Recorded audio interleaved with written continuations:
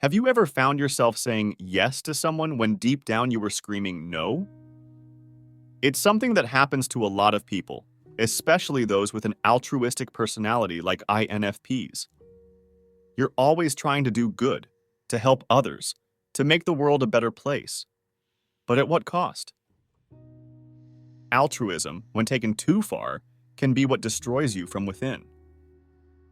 In this video, we're going to talk about the kind of altruism that breaks you down and why, for your own sake, you need to learn to say no.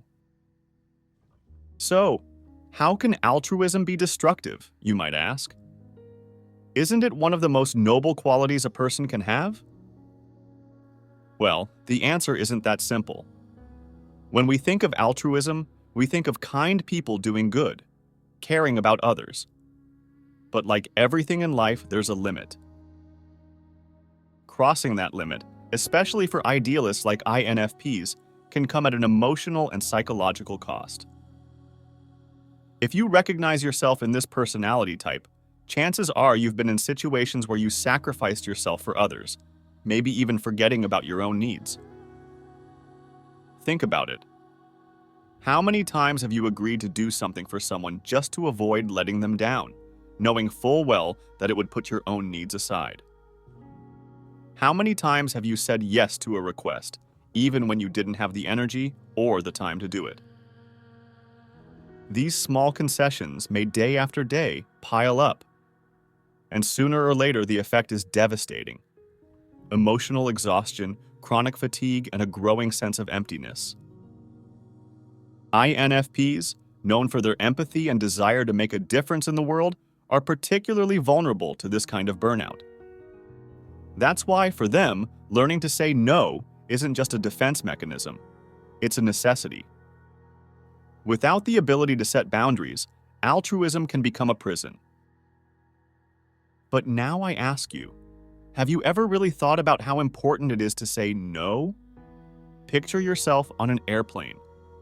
They always tell you to put your own oxygen mask on first before helping others in case of an emergency. That's a fundamental principle that applies to everyday life as well.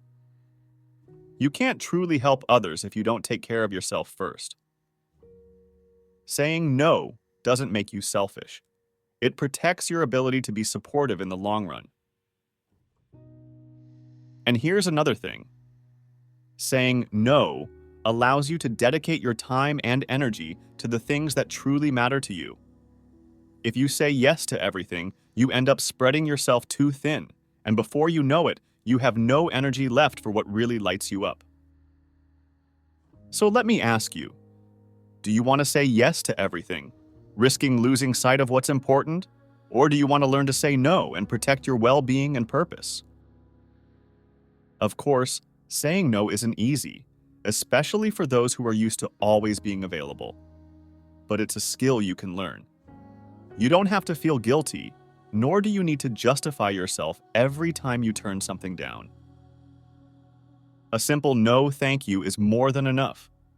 The people who care about you and respect you will understand. And those who don't? Well, maybe those are the people you need to distance yourself from. And then there's the guilt. How many times have you felt guilty for saying no? This is a common feeling, especially for INFPs. But you need to understand that there's nothing wrong with protecting yourself. Feeling guilty for setting boundaries is a mechanism society has ingrained in us, making us believe we always have to be available. But the truth is, you are responsible for your own happiness and balance first. You can't be everything to everyone. Think of it like this. Every time you say no to something that doesn't feel right, you're actually saying yes to yourself. You're choosing to prioritize your well-being, your dreams, and your needs. And that's what will allow you, in the long run, to be even more altruistic and available because you'll have the internal resources to do so. Maybe you're still reflecting on all of this, and maybe it seems hard to change old habits. And that's totally normal. But I want to encourage you to take the first step. The next time someone asks you for something and you don't feel like doing it, try saying no. pay attention to how you feel afterward. At first, you might feel a bit uncomfortable, but over time, you'll learn that saying no is one of the most liberating things you can do.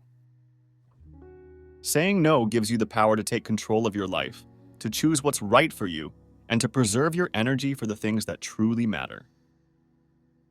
So, if you resonate with what I'm saying, try putting this advice into practice. Start saying no when you need to.